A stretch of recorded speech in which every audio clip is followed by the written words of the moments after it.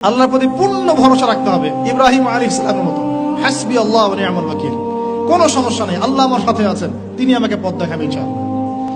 মুসা আলাইহিস সালামের মতো কাল্লা ইন্না রাব্বি মাইয়া সায়াহদিন, তার বাহিনী বলছে, মানে বনু ইসরাইল বলছে, পিছনে ফিরআউনের বাহিনী, সামনে লোহিত সাগর, ইন্না লামুদরাকুন, আমরা ধরা পড়ে গেলাম।